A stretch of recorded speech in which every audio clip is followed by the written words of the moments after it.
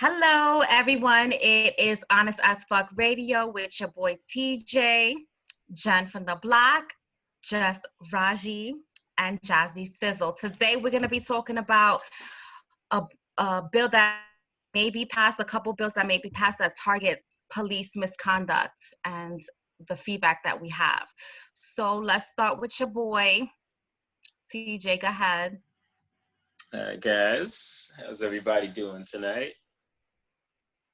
Good. How you I'm doing? gonna need up. We good. We I'm good. ready. Doing good. All You're right. doing good up there in West Bubblefuck? Oh, you know it. You know it. Hey, we got plenty of protests going around. Nobody's having any riots, so can't complain. Can't complain. Didn't you tell us you got pulled over by the popo? I sure did for a tail light, and those who helped me put my tail light in, and they also, were very generous. Did not give me a ticket because couldn't afford unless we got a second stimulus check coming in. So hey, I'm glad. That's not the case, ladies, right? The popo helping putting the tail lights in. You know, that is not the case, but I feel like they're trying to be seen in a better light, especially with everything that has been going on. I'm not sure if all of you guys have seen the clip about the little girl when the police were actually driving through the park, and I guess they had stopped and the little girl threw her hands up and started crying. Have you guys seen that clip? Yes. The clip of, no, I have not seen that clip. Yes. So there's the little girl, you know, she was a person of color, and she was in the park, and the cops, I guess, were driving through the park, and they actually stopped. And when they stopped, the little girl threw her hands up, both hands, and she started crying hysterically. Bendito. So how do you think that the current climate has kind of added to that, especially dealing with our youth? And do you think that the current changes that they're trying to enact with the policies will help?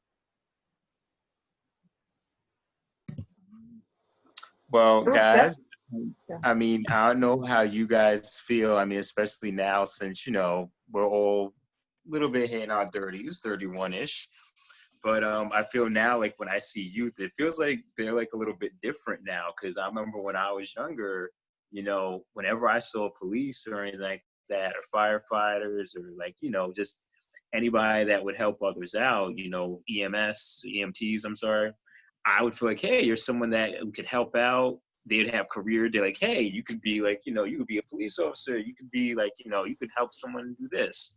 But now I feel like our youth, especially since they're exposed to a lot more, I think that they feel a little bit more like not so much fearful, but they're questioning a lot of stuff. Like, they're listening to mommy and daddy. They see what's on the news. It's not just like, Nickelodeon and Cartoon Network.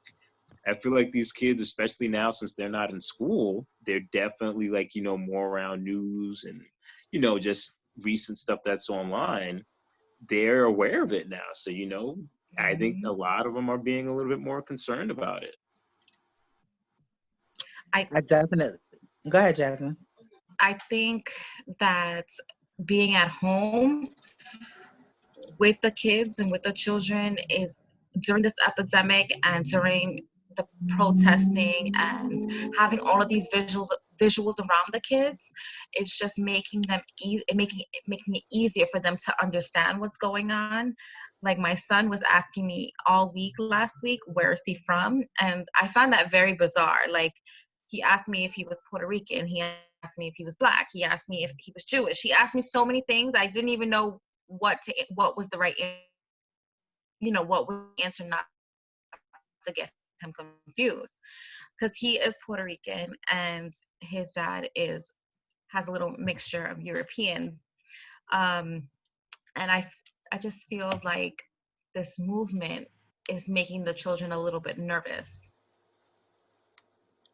So how do we explain some of these new policies to our kids, and what are the new policies? So have you guys heard of any of the new policies that have been, going on since all this has happened?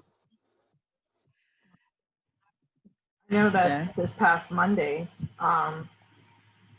the state assembly, New York State Assembly, they passed the Eric Garner Anti-Chokehold Act. And, you know, for those who, or don't know, he was the guy who was killed in 2014 after being placed in a chokehold by an Jen, your sound cut off. Okay, hold on.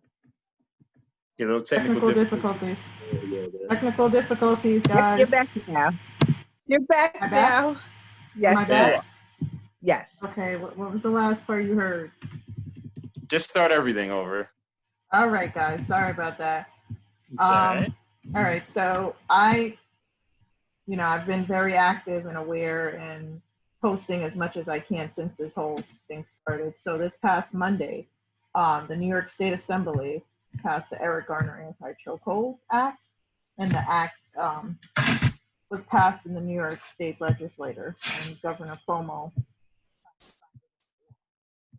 For those who obviously do know and are aware, Eric Garner was killed in 2014 after being placed in a chokehold by an NYPD officer. And what I found interesting was that the use of chokeholds by NYPD was already banned in '93. So for the repeal of this bill is basically for the use of chokeholds that results in injury and or death. And I feel that this particular officer who we should say killed Eric Garner, he wasn't reprimanded for violating that that initial bill in '93. He wasn't reprimanded for violating the use of a chokehold. But I remember Raj telling me prior to this that there are different types of chokeholds and different types of restraints that you would use. So do you want to go more into that and explain? Yes. So, like as in with any organization where you have to have physical contact, they have to teach you certain skills. Like they're supposed to teach you de-escalation skills. They're supposed to teach you like ways to restrain people, but it's supposed to be like the least harmful. Like, so the point is to restrain them so that you can assess the, like, get the situation under control, but never to really physically harm the person, which the Eric Garner Anti-Chokeholds Act is really narrowing in on. So basically it's now become illegal to enact any chokehold that will cause any kind of physical harm or result in death, which I feel should have been a law. But also, as we look into the bill when it was passed, there was still some people that were opposed to passing the bill, which I found to be quite interesting, that with everything going on, that people would still vote to repeal this act. Do you think that the bills that are actively in the justice system is the system at fault, or is the police officers at fault? Like, for example, the no-knock warrant. It was passed for police officers to literally have a warrant and not knock on your door. Is that acceptable, or do you think it's the police officer's fault? So, like, do you think it's a okay bill? Saying if it's legislators' fault? Yeah. Mm-hmm. Yeah, I believe so, because they should make it clear. I feel that now there's a lot of pressure on them for there to be, for these bills to go into effect, or else, chaos is still going to arise out of this. And it's sad that it takes this movement and it takes, all these tragic deaths for us to finally protest and create a movement on top of all the many movements that have been created in the past, in order for change to happen. Because I recall on the radio where they were saying that it didn't take long for them to pass the Amber Alert bill, where it was a white girl who went missing, and then all of a sudden the Amber Alert that bill went into effect shortly thereafter. So why does it take years and years and to finally just be fed up and stand up for our rights for it to go into effect? Why can't, it is legislators' fault. It starts from there, but it's also, I mean, the cops, the lack of training. So now that these bills are now being publicized way more than they probably were in the past, the different types of bills that exist, because there's social media and it's everywhere now. Everyone's talking about it. Everyone has access to this information. So there's absolutely no excuse for the cops not to be held accountable, thereafter. Well, I feel like we also. I Go think ahead, also Tommy. the problem is that I think also the problem is now is with the fact of that cameras and video cameras, it's more usable now. People have their iPads, people have their cell phones. So, now it's more so of not like of just, hey, this rule's in place, you have to abide by it. It's kind of like how all these years before we always spoke of kind of like how Big Brother, how people always have their eyes on you. Now it's like, well, hey, we're not worried about like if, someone upper, like, some kind of bigwig or like, the government's watching us. The average person can sit there and watch and put something up on YouTube. Like YouTube's not restricted to what you can put up online. Obviously, like, if it's something like, if it's of sexual content or something like that, yeah, it's something that get taken down. But in regards to, hey, this was done that was wrong, I could put that on Facebook. I could put that on YouTube. If somebody wants to take it down, then, sure, whatever, but it can't stop from other people seeing like, hey, this is what happened. And it's one thing when it's going from word of mouth, like, hey, this is what happened, but, oh, you don't know the whole story. Now it's so much of, hey, we recorded this. What's your way of explaining that? So we have like, we're being pretty much the only judges to it. It's like, hey, we've seen this happen. Is that something that you feel is justified or unjustified? So while there could be laws or they could be something that's written, if you humanly see, like, you see with your own eyes someone dying right in front of people that are supposed to protect us, then yeah, it's something that's going to get brought up. I feel like just also to piggyback off of what Jennifer was saying about like the Amber Alert laws and how that was so quick to be enacted versus certain other laws.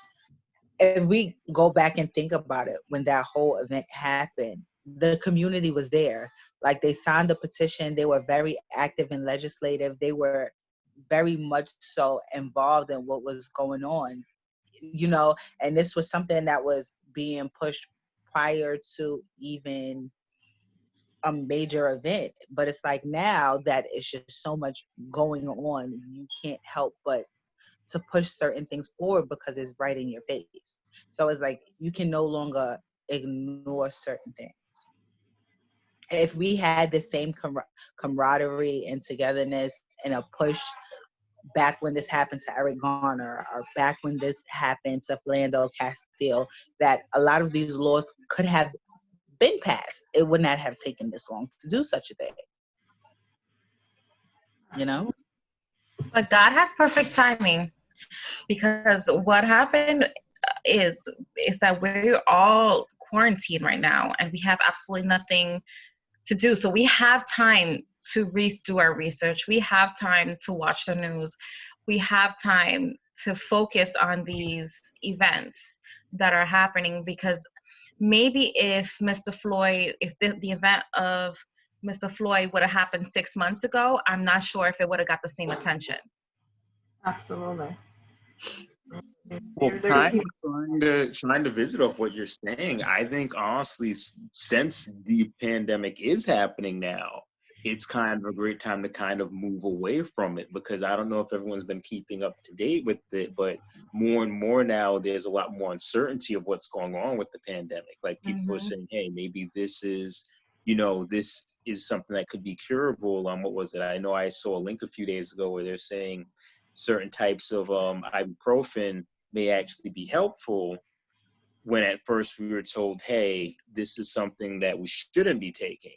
Also, saying that, hey, now they're saying that, hey, we don't even know if this is something that could be transported, like it could be like an airborne disease. It may be something that can't be spread easily through air.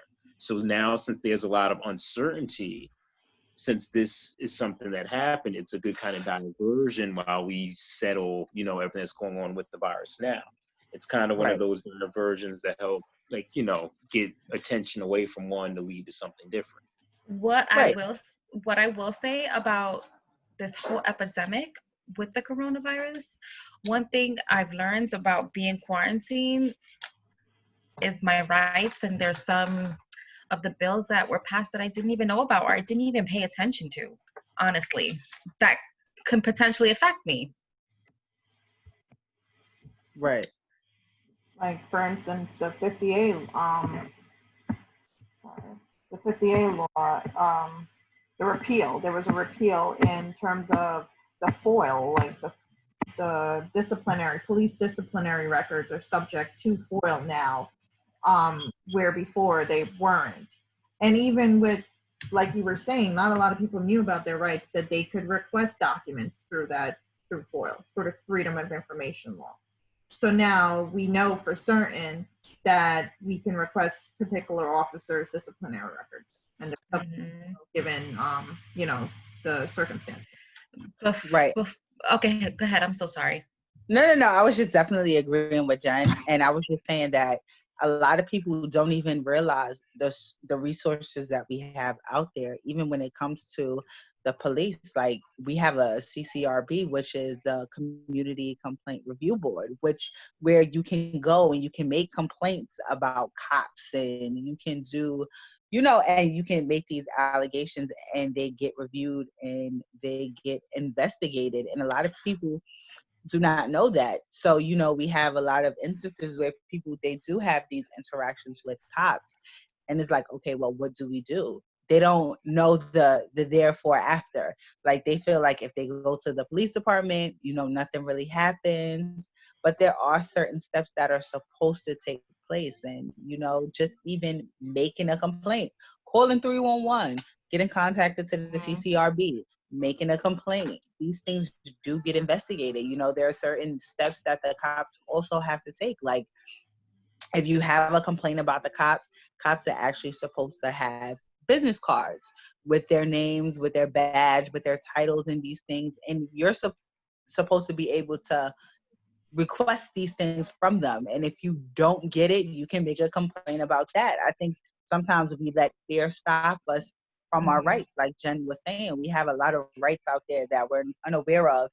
And also, to piggyback from what you were saying, we don't know the information that's out there until we have the time to sit down and really think about it and investigate what's out there. So I want to piggyback on two things that you said, just Fashi. The fear. So there's actually city bills that are passed to basically racial profile people. There's one bill that I read up on, the anti-sanctuary bill that was passed in Texas. And that bill allows police officers, if you are suspected of criminal activity, you have to show, they reserve the right to ask you for your legal documentation, other than a photo ID. They can ask you for your passport. They can make you prove right then and there if you're a U.S. citizen. And if you're not a U.S. citizen, you can literally get booked. So I understand when people are confronted by the police and they are scared, because some of these bills are against them. If I'm looking the way I am, Hispanic in Texas, I may get very, very nervous when I get pulled over by the cops, because they might ask me for a passport. But on another thing, about what did you say it was called? The CCRB? CCRB. Complaint. Yeah. Democrats of New York wanted to pass a bill to centralize the complaint system.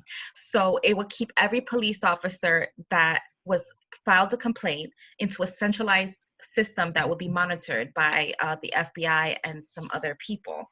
Do you think that's a good idea? Do you think that these police officers need that type of structure, that if they don't do their job, we can file a complaint? or their superiors can file a complaint, and it'll just be in a centralized system and they'll be monitored. I think that's a great idea, and it also works hand in hand with, the reforming of the 58 state law. I think that the police disciplinary records, I don't think it should be confidential. I think these things should be known. Like, I don't think it makes sense for everything to kind of come out after. Like, after the explosion, you want to come up with the plan on how to reduce fires. That makes no sense to me, because had you had a plan prior to, you could have negated a lot of the fires that have taken place. And also, how many strikes should they get on their records before they are fired or before they are let go? Like, I think those are some also things that should be reviewed, because in the case with George Floyd and the case of former Officer Chaplin, like, he had several disciplinary He did. infractions, so it was like, I want to say disciplinary complaints. I don't want to say infractions, because realistically nothing came from them. He was And still an officer of the honestly, law. and honestly, I kind of do, like, to piggyback on what you're just saying. I mean, what job isn't there when there's a way, like, you could check someone's actions, or kind of have, like, not really say metrics, but a way to look at it. Like, it makes their job seem more like, hey, this is still an actual job. Like, if you have an action, or if you have a bad action or a negative action, there has to be a reaction, or there has to be some type of disciplinary action that comes across it. So now, whether we, the public, can view it, I think that's something that could be debatable, or how we could have access to it. But I think there should at least be files where you can see it, like, hey, you could only have access if you ask for this specifically. Like, I don't know if maybe it should be like for public use for everyone to see, but I think maybe it's like, hey, if you make a complaint against this officer, we'll let you see the records of this officer. Listen, this is how I feel. I feel like as a people, if anything we do, right, everything can be found online. If at any point you're ever arrested, you can always go to these websites and you can find a background on people. Like, for years and years and years ago, whether it was clear or not, there's websites where you can actually pay to find people's background information. So if you can do that to regular everyday people, whether how many times they've gotten arrested or whatever the case may be, why shouldn't the same be allocated for police officers? If you can find out all my information online, why can't I find out pertinent information about you?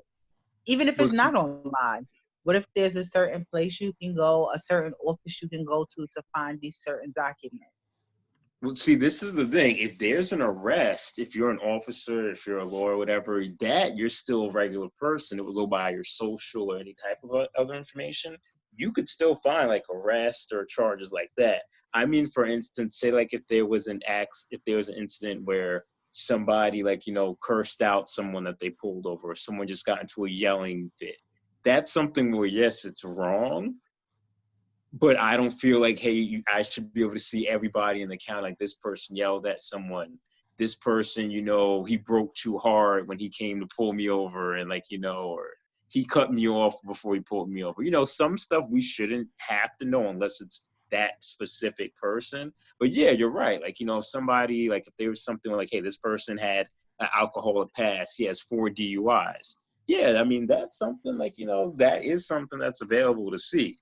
But we have to remember, just because we have these police officers that aren't doing their job, or they're, being very lackadaisical with their jobs, the ones that are doing their jobs, they shouldn't have their files and everything all up, for small accidents that they have.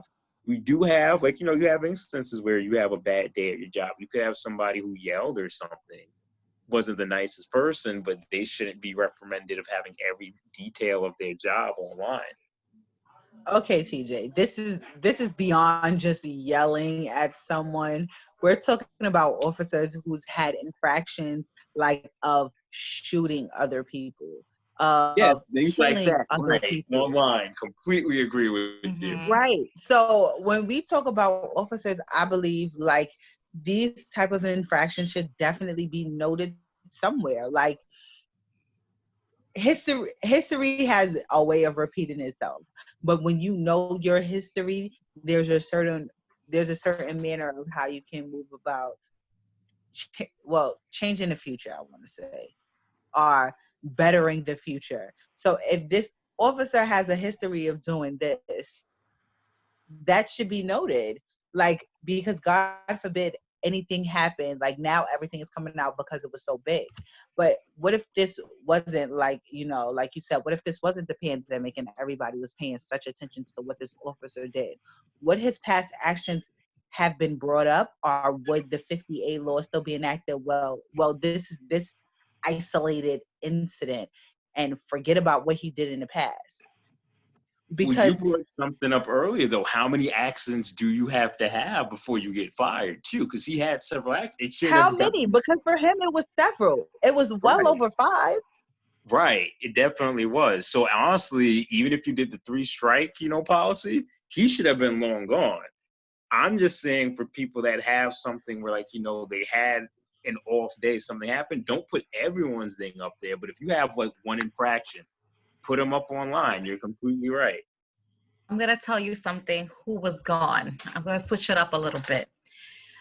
There was this, it's very important to be very involved in the community and who we vote for, because we had a judge, right? A judge who also, maybe this should apply for judges as well. Maybe not just for police officers. We had a judge ask a rape victim if they kept their legs closed, and he was removed. Like that. She filed a complaint, and he was removed from her case. This sounds very prejudicial. Was she white? Right. I feel like we're definitely in the culture of victim blaming, and it's a sad culture, because in that case with the rape victim, it's like, well, if you kept your legs closed, you wouldn't have got raped. Just like when it comes to certain people who come across being, brutalized by the cops. Well, if you weren't a thug, then this wouldn't have happened. Or if you weren't hanging out in the street, this wouldn't have happened. And one thing doesn't always correlate to the next. And rape culture, victim blaming, I am over it.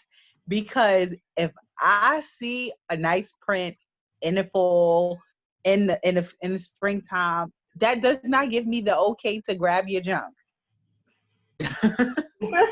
I mean, well, all right. Just like Wait, if you do you see think outside men get, shooting dice, that does not give you the right to shoot me. wait, are you saying that men get sexually assaulted? Absolutely. Yes, I'm 100. not No, saying that I'm not, being insulting. I'm, I mean, What I'm saying is that it happens, and but the issue is that with the men, it's way less reported. Not that it doesn't happen, but there's a lot of shame, there's a lot of guilt that stops them from making police reports. And it's so the same with the women. so the But women are with the victimized. women, I feel like with the women, we're more so sympathize. Like, oh my God, you were a rape victim. Come, let me hug you. And then when it's a guy, it's like, oh, you were a rape victim. Well, how did you get raped? Like, what kind of man are you? Yo, Okay, and honestly, guys, I have like a perfect example of this too. And I don't know if you guys watched the what is it? It wasn't Mind Dementia, the George Lopez show. They made a perfect example of it, and it hit me. It hit hard. It was an episode where there was a reported rapist in the neighborhood. So, like, somebody moved in, they had to be on the child predator watch. So everybody was like, oh, get rid of this person, get rid of this person. They went to her house, and it was a female, and it was a teacher, and everyone was like, oh, you're the person? Okay, that's nothing. And they brushed it off because it was a female sex offender. But mind you, if it was a male offender, everybody would be offended. It's it's one of just those. very weird, like for a female to sexually offend a male. Like they would literally just have to like, I don't know, like grab their junk, Well, No, not that's even not that. weird. You have stick to a think banana up too. their butt. Like, No, but that's not weird. Think about it like if you're a supervisor, right? And you're using your position to get sexual favors from the people under you. That's considered rape. So if I'm telling you like, yo, you want to keep your job, you gotta, better. you gotta handle your business. Like that is a form of rape and it happens. It Because I happens think you know often. what And you see how you're laughing, Jasmine? Like this is kind of like the you know what it issue is? Because I of It's think why not fun. come forward. Jasmine's thinking of the actual form of sex. Like, okay, you have to stick this in. So obviously you're the guy, you're the one that could do it, not the female. So with that, you're right. It may be a little different, but you could still get sexual advantages over males just because, like, I'll put it this way. Say if there was a guy that was like a nerdy guy and like you were bigger than him, you know, this guy was like maybe 4'5", he was a little midget. But he sat there and he had pictures of you and said, I'm gonna put this online unless you sleep with me, or I'm gonna send all this to break up your marriage unless you give me a blowjob. I feel like this happened before. Not to me, but Wait, what? I've heard stories like this where um, people would have secret relationships. Let's just say there's a third party involved, right? You're married and you have your side guy. Right. And all of a sudden you come to realization that you don't want the side piece anymore. You're like, wow, I really love my husband. So then you tell the side piece, listen, I think we gotta stop. And he says, well, if you stop, I'm going to tell your husband. And guess what? You don't stop. So is that like rape? That is still rape. It's like a Anytime black. No, that is not. so That is listen, rape not. is considered having to have sex forcing Unwillingness. sex upon yourself without consent or without wanting sex. So it's also without consent, but also technically it's about your position too. Like if me and you have the same position and I'm just having sex with you because I don't want you to tell my husband, is that a form of manipulation? Absolutely. But that's not a form of rape. At the end of the day, it's your job to be honest to your spouse. Had you not cheated, nobody could manipulate you into having sex. Me? So, Tell him, because I'm not doing so it. I'm gonna play devil's advocate. Say now, if you guys were doing your thing, I didn't have sex with anybody, but you know what? He sent me videos of you guys having sex. I'm like, oh, this looks good. I want to take part of it now too.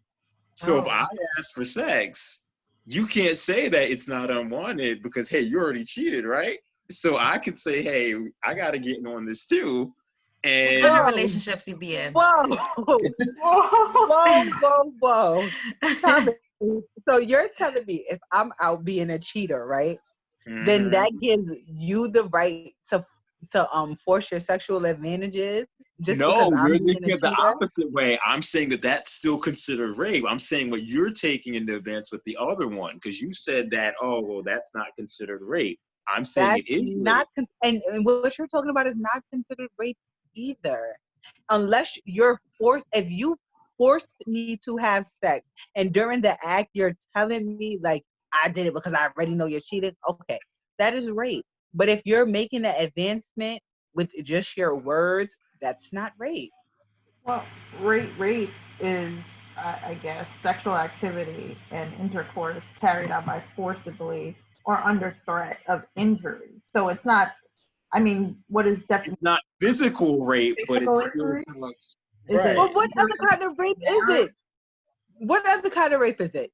Outside of physical rape, what kind of other rape is it? You raped my mind? I mean, it's not a mind. That would be a mind fuck, actually. So no, well, it's not. You raped my mind? Did you rape So, my inbox? Like what outside of physical rape? I mean, What technically, kind of rape is it? that's kind of like how revenge porn. You could get. That's like how I forgot what kind of charge it is, but there's something called, like you get in trouble for. It's called revenge porn. So like, say if like you were with your significant other, and then I put your stuff online without your consent, I could get arrested for that. So that's not rape, but Right, it but is. that's because you exploited me online. We're talking about total way different things. But so this is what I'm trying to say. If say for example, the first example that someone gave, when they're like, hey, I'm your boss, if you want to do anything, if you want this job, you have to fool with me. So if you don't fool with me and you report it, then yes, that's not rape. But if you let me have your way with you for that job, that's rape. So yes, you technically may say, oh, I have a choice whether I let him do this or not. But depending on someone's situation, they may not have it. If you're a single mom taking care of 2 kids and they're like, hey, if you want to keep your job, you gotta do your Stop the topic. And guess what? Guess what? Now I'm gonna record you and I'm gonna fucking sue you. So now not only am I walking away with my job, but I'm gonna walk away with some extra bucks too. And this is what I say Wait, when but people. hold on. This is where that gets. So you said you're gonna let me do my thing, but you're gonna record it? I never said that I was going to let you do your thing. That's not what I said.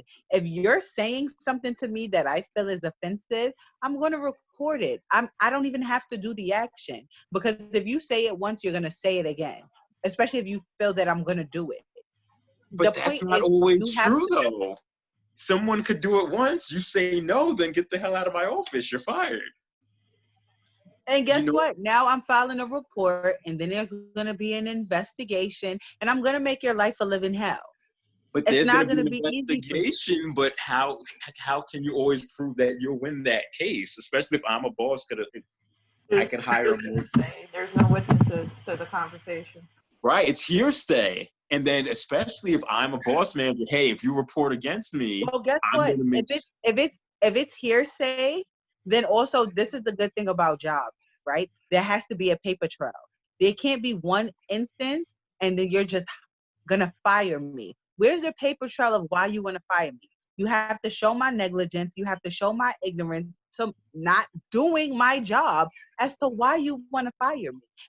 What's your reason for firing me? So as much as I hate same way I have to have proof if I want to charge you for sexual misconduct, there has to be a paper trail for you to fire me. You can't just fire me for one. Raj, let's be honest. Most jobs are hire at will. So I could just say, oh, she came in 2 minutes late one day, or oh, her productivity isn't.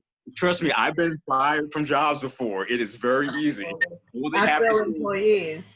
We sign contracts when unfortunately, maybe I've just been working for the right organization, because I haven't been fired. I usually leave when I'm ready. But also, there's always been, especially me, because I was a supervisor at one point. So me being a supervisor, there was a lot of people I might have wanted to get rid of, but there always had to be a paper trail. Why is it that you want to get rid of this person? You have to document why you want to get rid of this person. Where's the evidence of why you want to get rid of this person? Regardless, like for me, I could have wanted to fire you for a personal reason, but realistically, when it came to evaluations and when it came time to put it on paper, I had to make sure I had a professional reason for why I wanted to let you go. And that's mostly in the public sector. Depending on the private sector. No, I was in nonprofit. Really? Yes. But also, it depends on when you're hired as well. You sign contracts, and most contracts, I mean, maybe Jasmine can speak more on this because she works in a hospital. I mean, I know for my law firms, I've always signed the contract and I read it, and it always states at will termination, and it goes both ways, where you can leave whenever you want and you don't have to give 2 weeks notice. You can leave the next day if you want, and they can fire you just for that with no justification. And a lot of people don't read their contracts. So right, they just sign and say, "Hey, where's my money at?" Like, I'll give you an example, Siraj. Like, this is why I'm more careful of you about what jobs I sign up for. seeing how we're recorded, I'm just gonna say that this job was called W, and their slogan used to have a giant smiley face, and I hate them, and I'll never shop there. But there would be times where they gave you yearly raises based upon your review. So if you were higher up, magically you got your annual raise. I worked in the electronics department of store. Now, mind you, I worked there for a year in electronics. A few weeks before the yearly review, somebody called out of the lawn and garden department. They asked me to help do a planogram for that person. I said, sure, I don't mind, whatever. If you need help, I'll help out. DJ, let me just stop you right there. With all your little clues and your little windows, Yeah, we know. where you were working. And that's why the motherfuckers get raided now, because they are racist. And they are full of shit. Mm-hmm. So, but see, this is what I mean. You know how things go. So you're smart. It's great. You have a job where you can see that, but I'm saying not everybody's either that lucky or not everyone's that wise. And granted, go on. Do you know how many complaints are made against that organization, or how many people sue that organization for defamation? And they have settled in a lot of cases, even for minimal amounts or large amounts, because I also know people who work for that same organization who they have done very similar things to. And it's also about people keeping a record of themselves. Like, one thing that one of my supervisors always told me was to keep a work journal.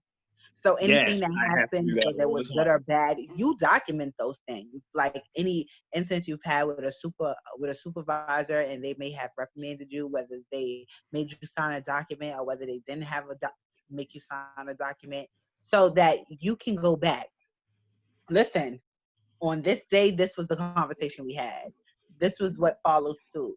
So also it has to do with a lot of personal responsibility with how you conduct yourself at work. I don't play no games with these people, especially when I know when I'm not working for myself. I'm not in business for myself.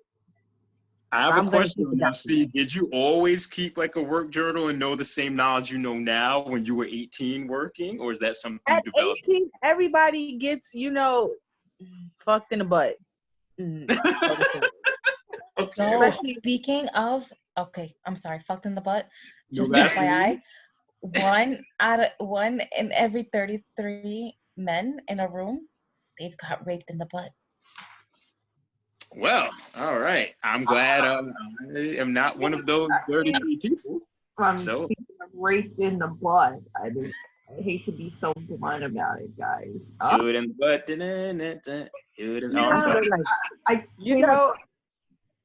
I'm not gonna touch that, just like I'm not gonna touch boys' butts. There you go. I was gonna say, I appreciate that comment. I feel very. No, I mean it's something that has to be addressed, because I'm sure there's thousands of men, hundreds of men who've been raped in that manner, not necessarily by a female, right? So, like I came across this article in New York Times where it says that more than 100,000 men in the military have been, in the past decade, been raped, either by male or female. And there was, like, going back on what Thomas was saying on a superior threatening you, there was an instance where there was a sergeant, I think it was in the Air Force, and it was like late at night. A sergeant had called one of the cadets into his office, and he choked him out. He was 18 at the time. Choked him out, and until he passed out, and raped him over a desk while the other cadets were sleeping in the next room. So it's just, things like that. You don't necessarily have to be awake to be raped. I just want to go with that. But it's just sad that I'm sure that it's still going on, even though women get sexually assaulted in the military as well, maybe even worse than men. Based off And I think the whole thing is more so of like, you have to think females are very feared to report it. So there's plenty. I'm sure always know at least one person, whether it's like, family or friend, that has unfortunately been raped in some manner. However, though, males, for instance, though, I feel more so of like you guys said, it's more so of a, who do I talk to, when we're always told growing up, hey, man up, or like, you have to be the strongest, you shouldn't let anyone take advantage of you. So now when someone takes advantage of you, first off is just, who do you tell? And then secondly, it's like, if you feel that prideful, if that hurts at your pride, how do you recover from it? Do you become aggressive? Are you somebody who now, like when you date a female, do you start making sure you're more dominant so they can't take advantage of you? Like, it's one of those things where we don't really do too many studies on. It's normally something that is generalized towards females, but it Mhm. happens towards males straight as well as, you know, bisexual or gay. It happens towards males of all sorts. In all seriousness, I'm gonna say this with a straight face because I know I've been like laughing at the topic the whole time, but this is like a serious topic about men being raped. In all seriousness, see, I even lost my thought because I want to laugh. Men actually don't report the rapes because they feel that they are demasculating themselves because the way society portrays them. So like if you are a person who is raped and is a male and they get reported, or you tell a family member, they may like, well, why did you drop the soap, or jokes like that, things like that. So a lot of males are not reporting these rapes at all. I feel like also they don't report it because then they start to question their sexuality, because your body has a natural reaction to certain things. So it's like, okay, if I'm being molested and I'm a man and I'm being molested by a man, but my body is reacting in a certain way, like then it forces like them to question themselves, like, am I gay? Like, does this mean that I like it? And that's not the case. Like, our body has a natural reaction to certain things. And it's the same as women. Like, sometimes when women get molested, like, when they get raped, they might even orgasm. So therefore, which is why some of them don't come forward. Like, okay, well, if I had an orgasm, does that mean that I like the sex? Does that mean I wasn't raped? So sometimes it's like your body over your mind. Like, if my body reacts a certain way, does that mean it isn't what I think it is? And that's not the truth. If you were raped, you were raped. And that's it. Regardless of how your body reacted. Well, you guys also have to think, I mean, it's not so much of a big topic now, but you guys remember they used to have a huge thing with boys in churches getting raped at young ages, and nobody would come out and, report, like, things that were happening in the church. And there's some religions where that was considered, oh, that's natural, or, it's supposed to happen. So you always have situations like that where you have boys that were being touched or fondled at young ages, and they're not like. I feel more so of females are taught this at a younger age, like, hey, your body is your temple. You Mm-hmm. have to, like, you have to protect it. You have to say this and that. Boys that's happening to, or even men that are happening to, they're not really always taught, like, hey, you need to respect your body. It's just like, hey, don't get someone knocked up. That's normally what they're just told, like, hey, just use a condom. No one really goes into details with that with guys. I feel you. Yeah, my mom always taught me to like, don't let anyone touch you. Don't let anyone hug you in a certain way. You can't sit on a man's lap. You know what I mean? Like your family member's lap, you can't sit on their lap. If they, Like even this as a one, little girl, like, no, someone asks you to sit on their lap. No, you cannot sit on their lap.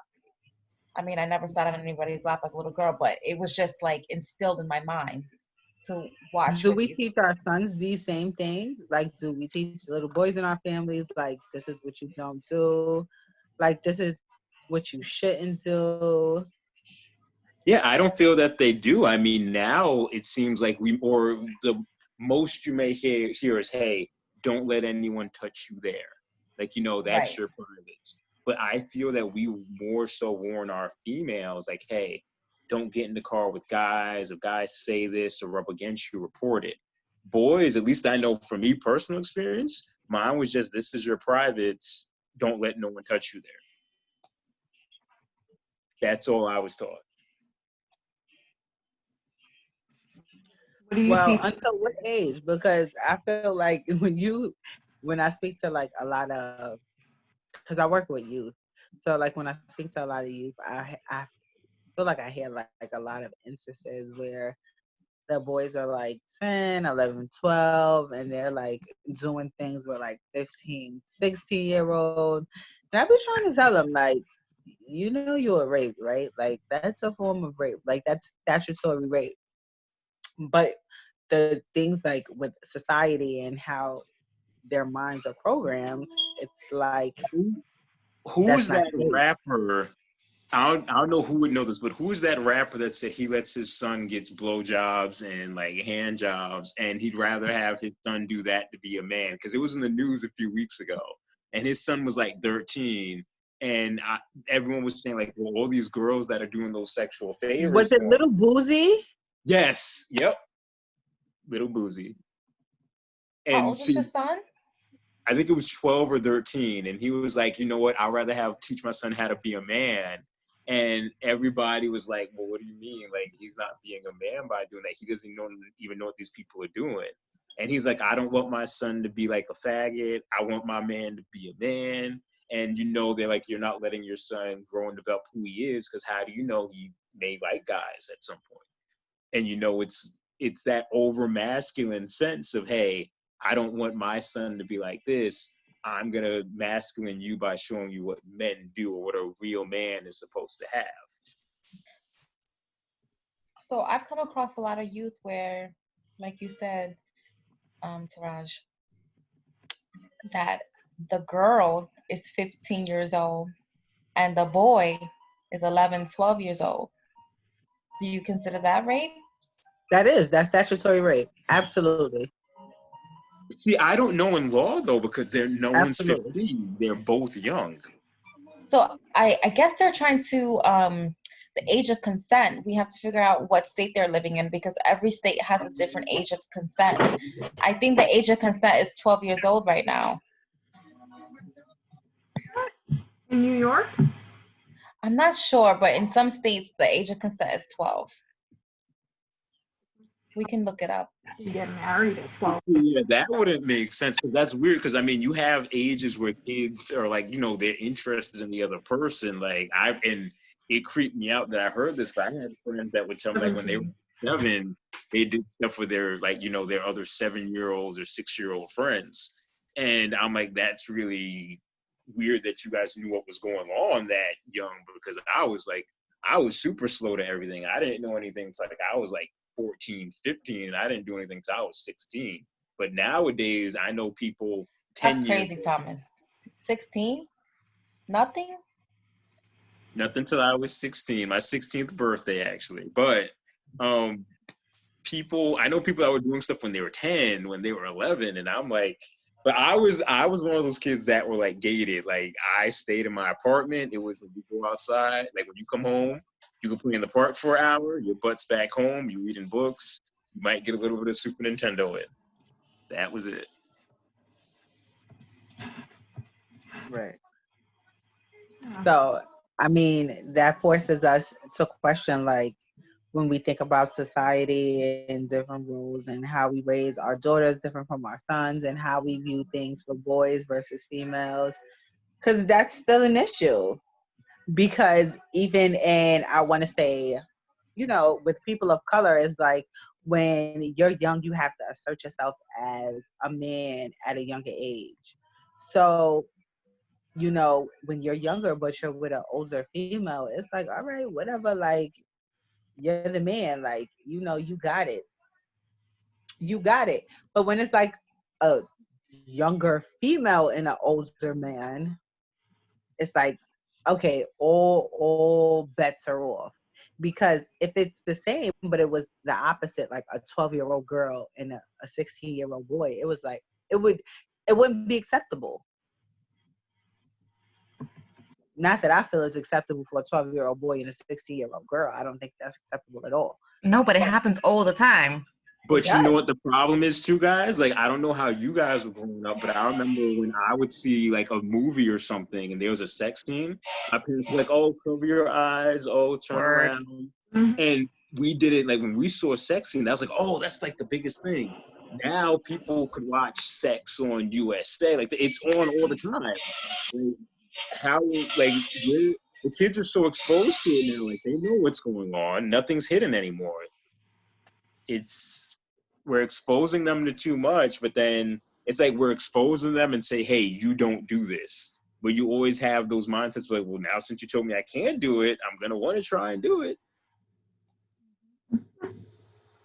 I think, well, as you three ladies, I want to know each one of your opinions. Like, what do you guys think is like the safest kind of way to not prevent people, obviously, from not having sex, but to teach youth like the values of sex, or like, you know, how to like not sleep with people at a young age? Do you think you should just avoid the situation?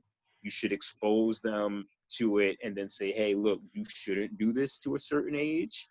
Or do you think that it's not worth like family telling, it's down to the school to tell? I feel like I was exposed to a lot at a young age, just from like, I don't want to say like, I want to say in a home, but I mean like not in a home. When I say in a home, I mean from like TV. Like I always had access to watching certain things or to view certain things. I had my own TV. I had cable. Like I had, you know, what was that shit? The Playboy channel. You know, that wasn't blocked on my cable box. So I was able to watch what I wanted, but it didn't make me want to have sex at a younger age. Like, was I curious? Absolutely. Did I watch? Absolutely. But when it came down to like really doing the action, I wasn't really interested. Like, so like you, Thomas, I didn't have sex while in high school. Like I was definitely like 16. Yeah, like 16, 17. I was older, even though I had access to everything when I was younger. It didn't really make me want to go, all right, well, let me have sex at 12 and 13. Like, it didn't. Right. It didn't. All right. What about you, Jen? Um, I mean, based off of my personal experience, what I would do now, seeing how kids are overly exposed, I would bring it up at a younger age. My dad, obviously, you know, he was my sole caretaker. So it was very difficult going through puberty without a mother figure. And what he did was buy books. And he gave me the books. I was like 10, 11, and that's how I learned about everything. Everything. Oh, you did the old-fashioned way. I give you credit. From like periods, menstrual cycles, pregnancy, sex, everything, contraception. So he didn't really speak to me much about it, which if he did, probably would have changed certain things that I've done. Like in my teenage years, or curiosity, like I wouldn't be as curious.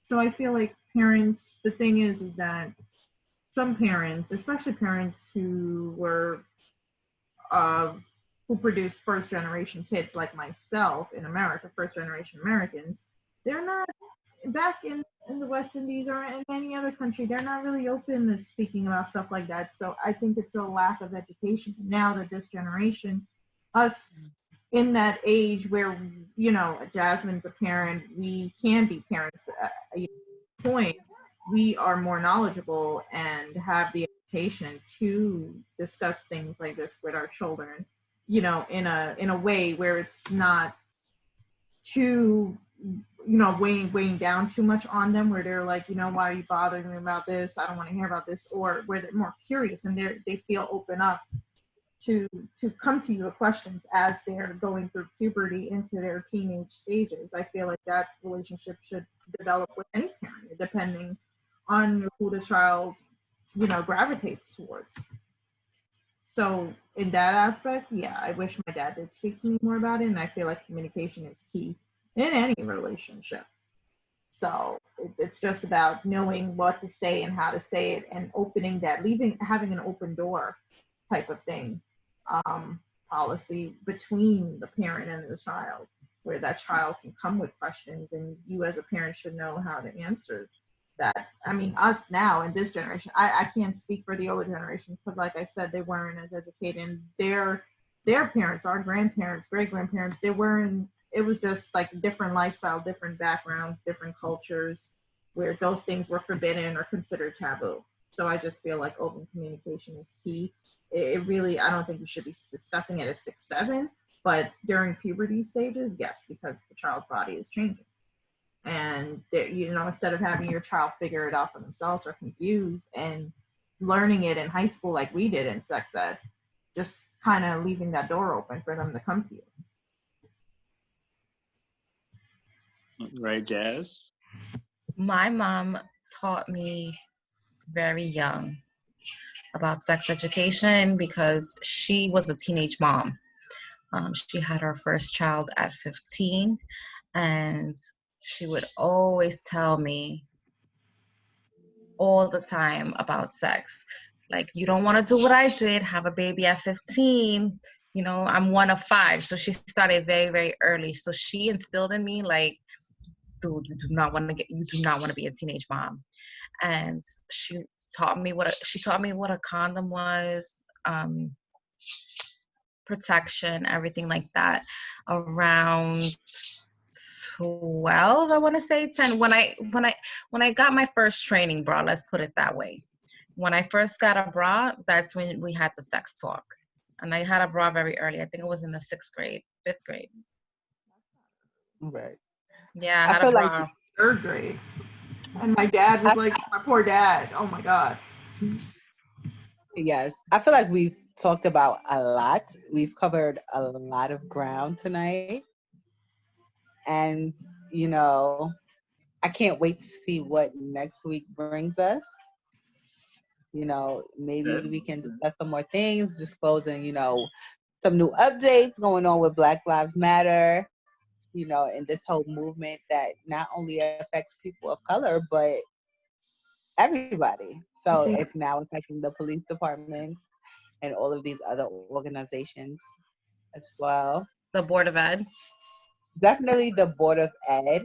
So I would love to hear maybe next week, how not only this movement is affecting the Board of Ed, but also how the pandemic is affecting the Board of Ed as our youth are still not in school. Mm-hmm. It is actually going to be interesting too, because now, like, school's ending in a lot of states, and there's no summer school, from what I'm being told. So, from what, like, my sister, because I still have a sister who's going to the 11th grade, she said they told everyone that pretty much, they're having finals and they're pretty much passing through everybody regardless of their grades. So what's happening is, That's horrible. and right. So I can't wait to hear about more of this next week as we start to close out. So I'm just Raji, and we are exiting with Jazzy Sizzle, Jen from the Block, and your boy TJ. And this has been yet another episode of Honest as Fuck.